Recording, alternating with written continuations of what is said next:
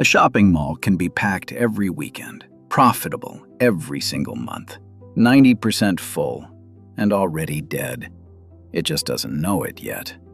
Because somewhere in the contract you signed to buy it, there is one sentence, a single line buried in the paperwork that almost no first-time owner reads closely.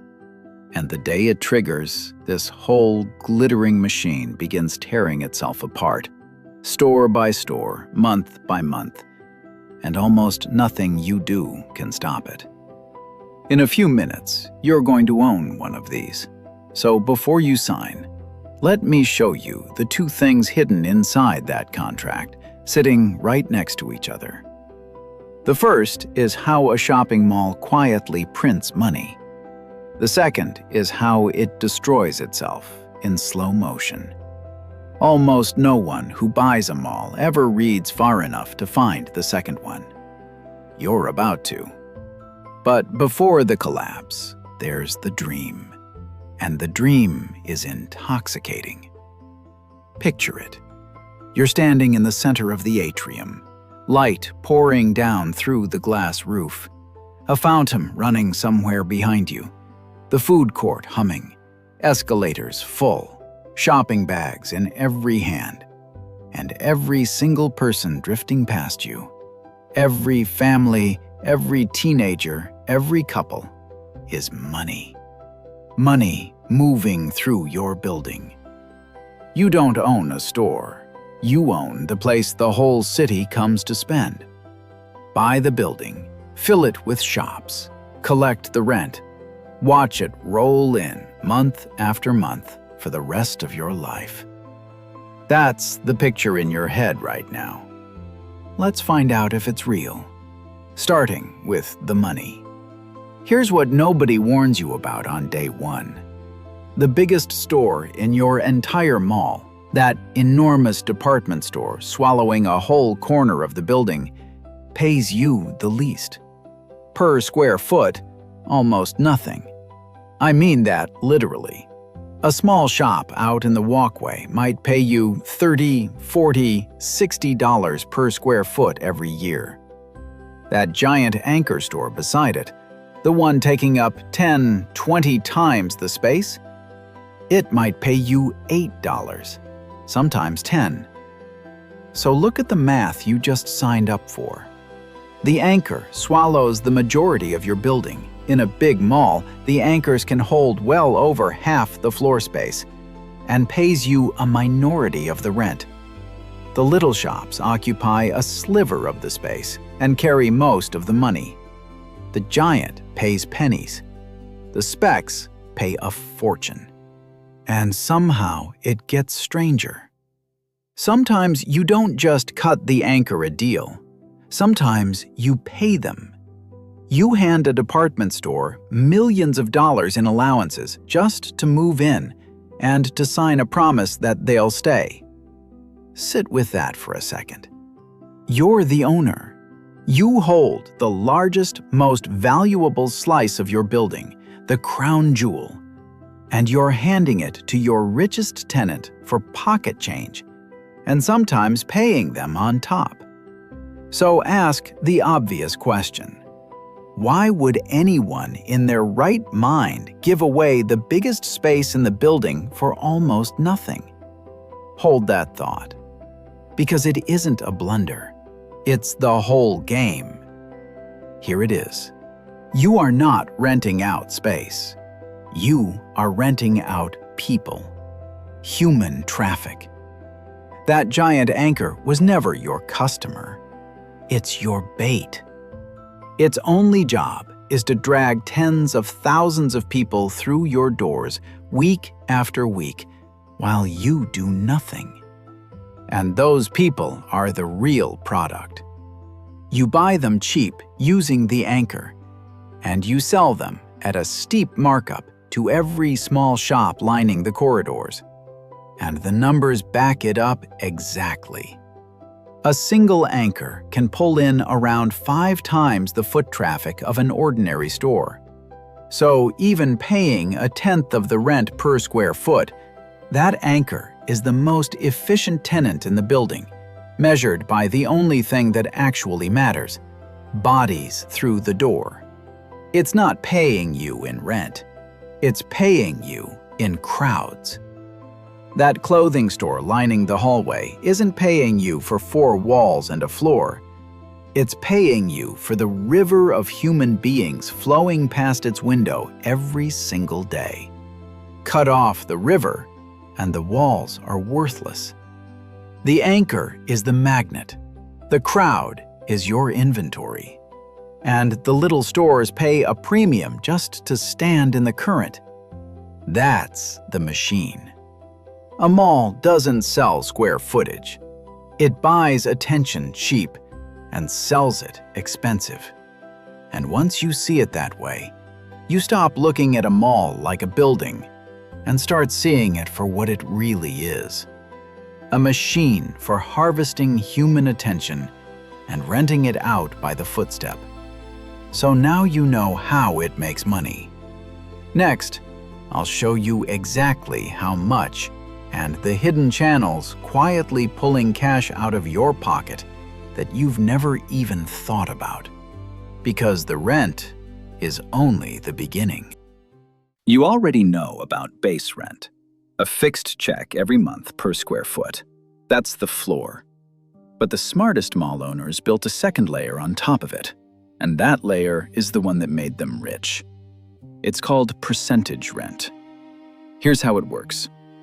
On top of the fixed rent, the store also hands you a slice of its sales, usually 5 to 8% of every dollar that rings through its register above a set line called the break point.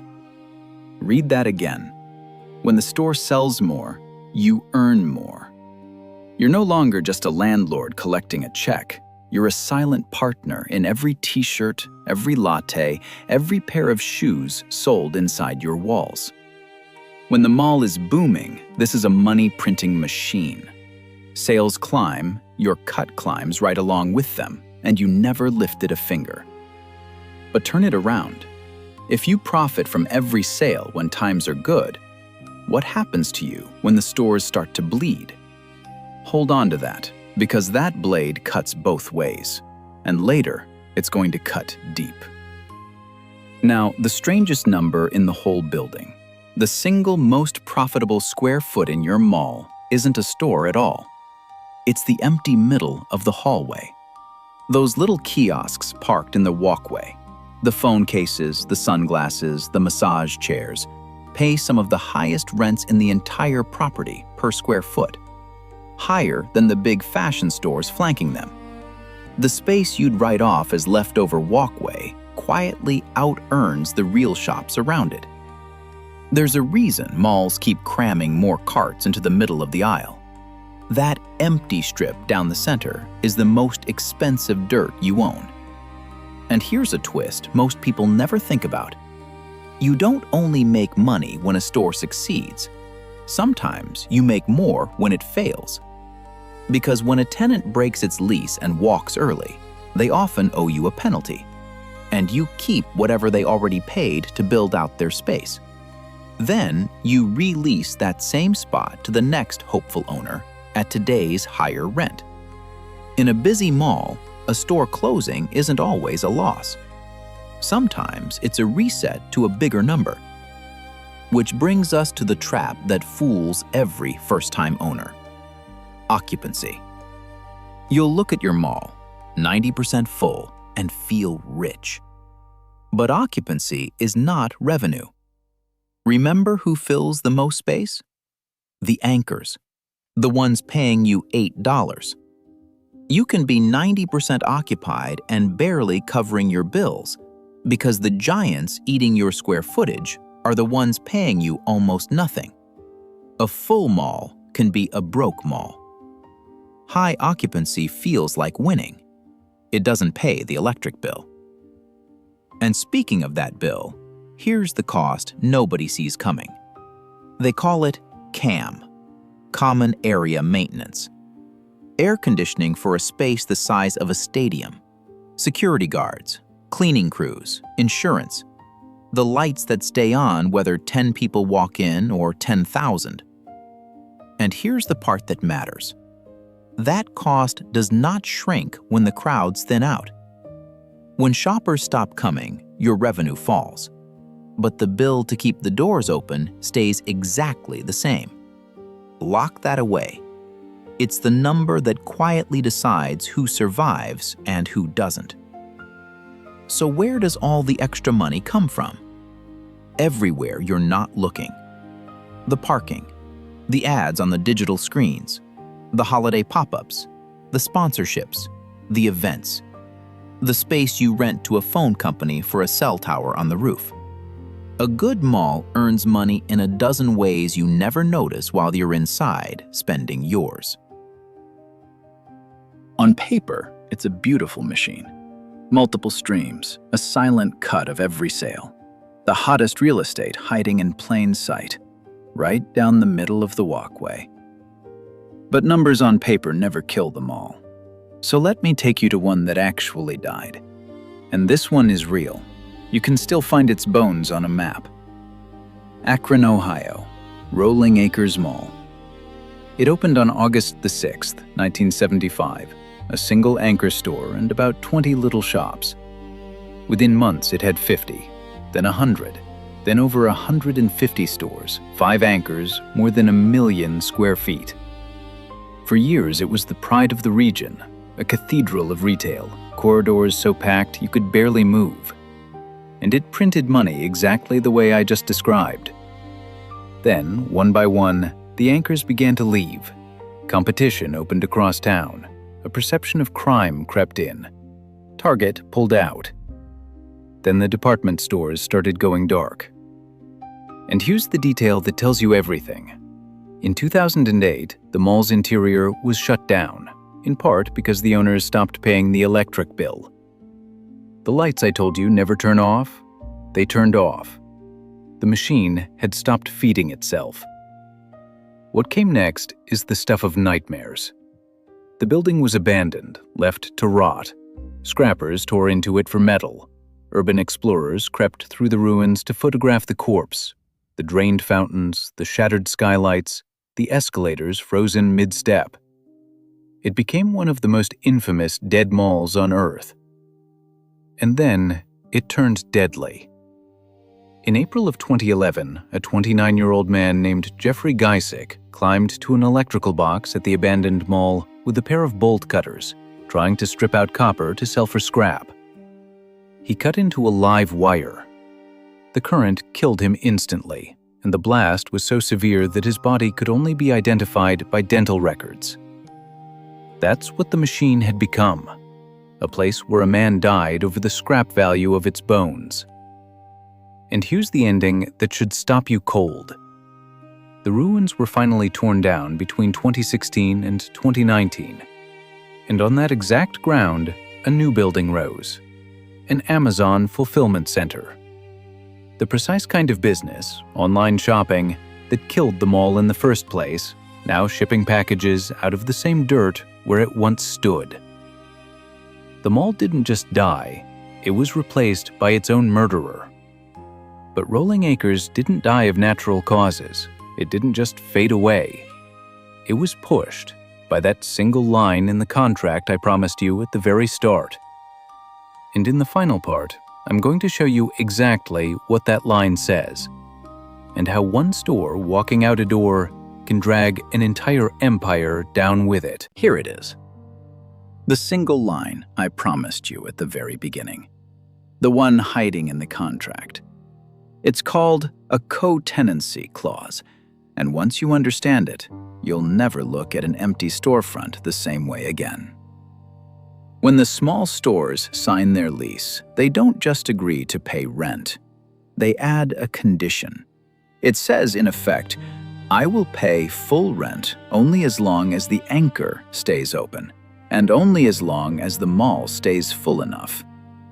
If that big department store goes dark, or if occupancy falls below a set line, usually somewhere around 70 to 80%, then my rent drops. Or I walk, penalty-free. Read that one more time, because this is the whole video. The little stores, your most profitable tenants, have quietly written themselves an escape hatch, and it's wired directly to the anchor. The same anchor you were practically paying to stay. The tenant you make the least money on is holding the detonator for everyone you make the most money on. Now watch what happens. This is the trap springing shut. One anchor decides to leave. Just one. Maybe the chain goes bankrupt 3 states away in a boardroom you've never seen. It doesn't matter. The moment its lights go off, the co-tenancy clauses fire all across the mall at once. Dozens of your best small stores are suddenly allowed to pay you less or leave for free. So they do. And here's the horror of it. Every store that leaves makes the mall a little emptier. And a little emptier trips more co-tenancy clauses, which pushes more stores out the door, which trips more clauses. The emptier it gets, the faster it empties. Empty storefronts drive out the shoppers. Fewer shoppers drive out more stores. And remember the blade that cuts both ways? Your percentage rent, that silent cut of every sale, is now a cut of almost nothing. You were a partner in the boom.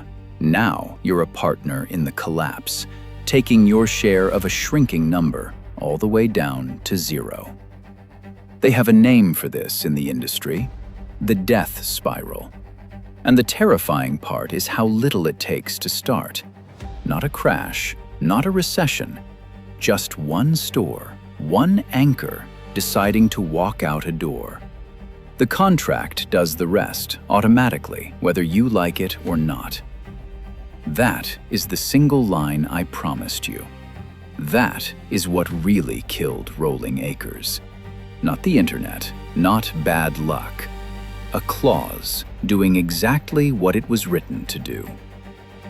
And now remember that cost I told you to lock away. The CAM. The lights, the air conditioning, the security, the bill that never shrinks. As the money pouring in collapses toward 0, that bill doesn't move an inch. Every month, the gap between what comes in and what must go out grows wider. That gap is the sound of a mall dying. And eventually, like Akron, you stop paying the electric bill, and the lights that never turn off finally do. So, the question that started all of this: do you actually make money owning a shopping mall? And the honest answer is, it depends entirely on which mall you bought. Let me show you in real numbers. Picture 2 malls, same size, 1 million square feet each. Same design, same contract. Now the second. Same building, but drop it into a shrinking town. It's a Class C mall. Its stores are ringing up sales under $250 a square foot, a third of the first mall, and it's barely 70% full. It has already crossed the co-tenancy line, so the rent it can charge is collapsing, the percentage rent has vanished, and the vacancies are multiplying on their own. But here's the killer. The CAM bill, the lights, the heat, the security for 1 million square feet, is almost identical to the first mall's. The costs of a giant and the income of a ghost. This mall doesn't make tens of millions. It loses money every single month until the owner simply walks away. Same blueprint, same clauses. One clears tens of millions, the other bleeds to death. And the only real difference between them is how many human beings walk through the door. Which is the truth hiding underneath this entire business. The building was never the asset. You didn't buy marble floors or glass ceilings or a fountain in the atrium. Those are just the container. What you actually bought was a promise that people would keep showing up, that the crowd would keep flowing. Every number in this video, every dollar of rent, is just a bet on whether they will. The building isn't the business. The people walking through it are. And on the day they stop coming, you don't own a shopping mall. You own the most expensive, most beautiful, empty building in town, with a bill that never stops and a clause just waiting to finish the job. So, knowing all of it now, the machine and the trap, the boom and the spiral, would you still sign? Next time, we open the books on another empire everyone thinks they understand, and no one really does. Every asset taken apart with real numbers. Subscribe and find out what it actually costs to own the impossible.